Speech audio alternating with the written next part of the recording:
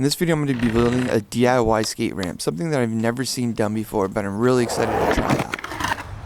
I'm personally a lot more comfortable with building concrete spots for skateboarding, but today we're going to mix it up in all sorts of different ways. I got an itch. Basically we're going to be building a DIY wood wall ride out of forms. I'll go into like how we're going to go through this whole thing. It's going to be a process. Essentially it's an obstacle that I've never seen, but I really want to do. Normally I would do this in concrete. I actually have done it in concrete. Pretty similar process to this, but I want to be able to do it into wood so we can just bring it all over the city, skate a lot of different spots. I don't have too many examples. However, I do have a good idea of what I want to do. So first things first, we got to pick up some lumber and then we're going to assemble this wall ride and we'll take it out for some tests.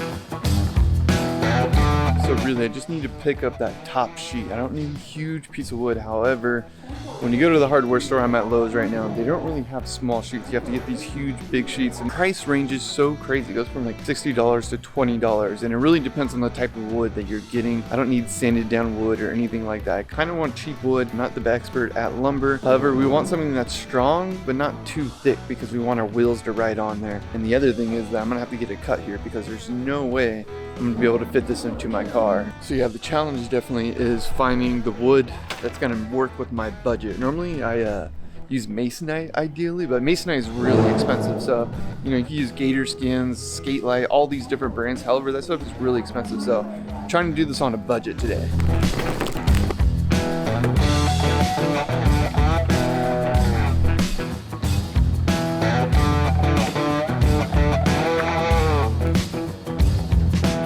Alright, so now what we need to do is make our side pieces for this ramp. This is the transition we're going to use as an example. We're going to start from this. So we need to make two sides for this ramp, and then we're going to add some support beams, and then we'll add that top layer that we skate on. The first thing is first, let's trace this out onto our scrap wood, cut it out, and then hopefully this works. Honestly, I don't know. This is going to be a little bit of a gamble.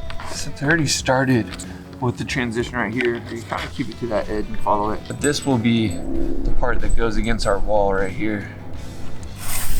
So we want to make sure that's really straight as possible with the bottom.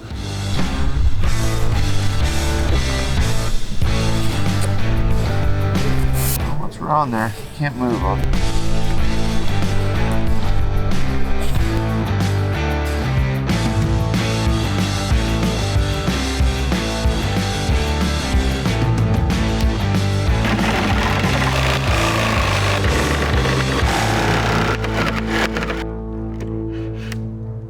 Jigsaw ran out of batteries. That was one full battery. That's so crazy. I think I need some new batteries. They're crushed, but I do have this Dremel all-in-one saw, just waving it everywhere.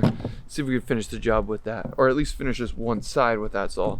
Maybe we can use the other side too. Just haven't really cut into like thick wood. It might even be better. Just nice sometimes using the jigsaw because you can kind of get that curvature a lot easier. So it transitions a lot nicer.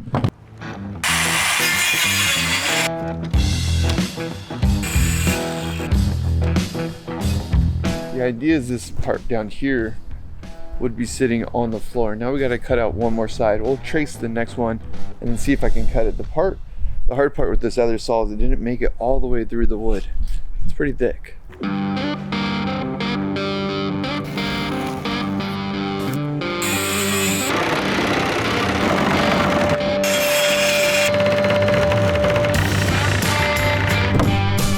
Alright, take back what I said earlier. Learning lesson for me. Actually, what I ended up doing, as you can see, is using this saw. It's called a 3-in-1 Dremel saw. They sent it to me a while back. It works really good. So I use this to actually do the outline so that my jigsaw wouldn't die so quick. Then once I got the outline, I hit it and finished it with the jigsaw. So that's kind of a good method to get that nice clean line. Now that we have our two side pieces that are identical, I need to figure out how wide I really want this ramp to be, and then we need to make the support beams, which are the 2x4s. I'm going to cut some 2x4 pieces, and however long I cut them, however wide I cut them is going to determine how wide our ramp is. So I'm thinking 2.5 feet. I feel like that's wide enough. Maybe 3 feet actually. We'll go to 3 feet because that's wide enough. We're not too wide because we want this to be really light and easy to move around.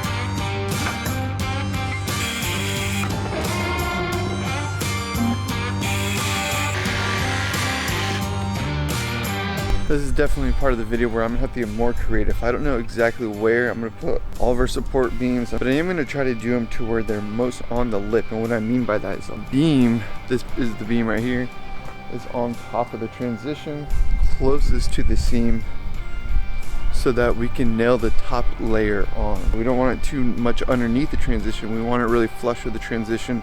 That way we can hammer the transition on. So let's see if I can figure this out.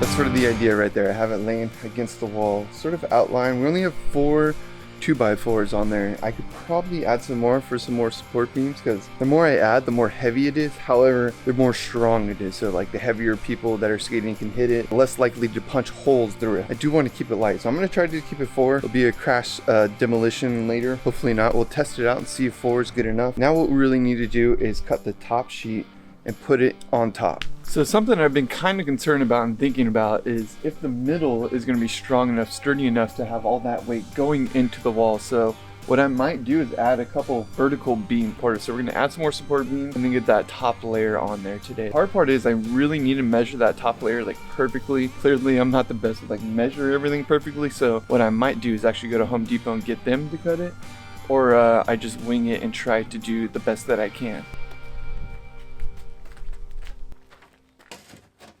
Looks like it's going to be fitting pretty good, that top layer. Since I have 2 sheets, I'm actually going to do 2 layers. And what I'm going to do is maybe cut one a little bit shorter, so that way we have that bottom layer, which is going to be nice and thick, but we'll have a top layer, so the ride-on will still be thin, but it'll be a little bit thicker underneath. That's sort of the goal, just to make sure we don't like puncture holes through this right away.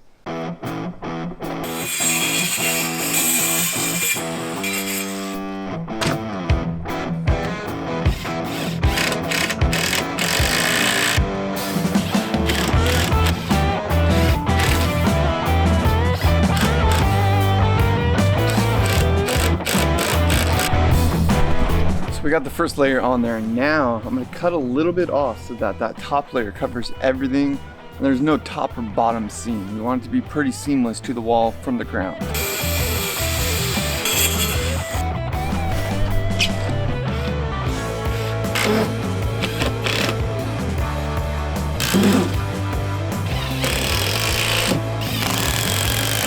All right, that's basically it. I'm actually pretty surprised how well this works so far.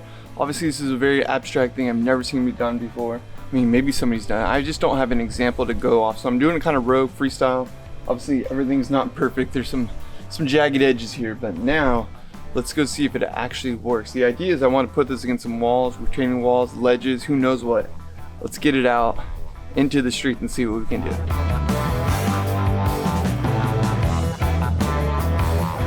We got a nice wall right here. Right behind us there's a nice wall to put the ramp on. I haven't tried it at all, so this will be a test. We were driving around trying to find like a warehouse to set it up at, but then we're like, let's just go to Trash Stitch. This is in Oceanside, so yeah, we can skate this spot and see if this wall ride situation, this DIY ramp really works how I want it to. Looks pretty good, man. So far, so good. I mean, it's pretty level with the wall. For how DIY I did this, I didn't really like level things or make sure things were straight, but to be honest, it's working pretty good. Or I don't know if it's working good. It's looking like it'll work good. I feel like it does look pretty steep though, I will say. Kind of steeper than I thought it was gonna be. I guess I'm gonna do like a little turn just to see how it feels.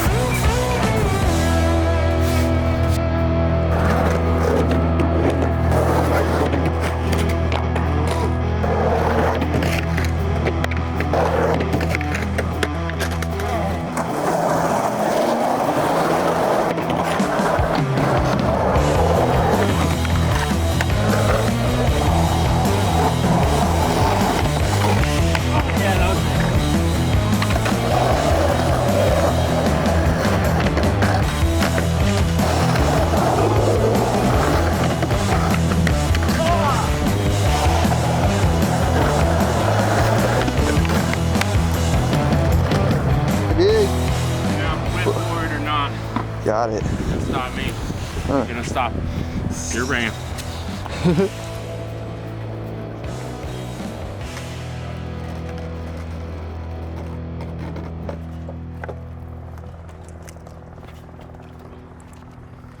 Since you've made it this far in the video, I really appreciate you. Consider smashing that like button underneath the video so that I can buy more DIY skate supplies. That's basically what I do with a lot of the revenue I do make from this channel. I try to build more DIY skate spots. Normally they're concrete, so they're actually contributing to the community.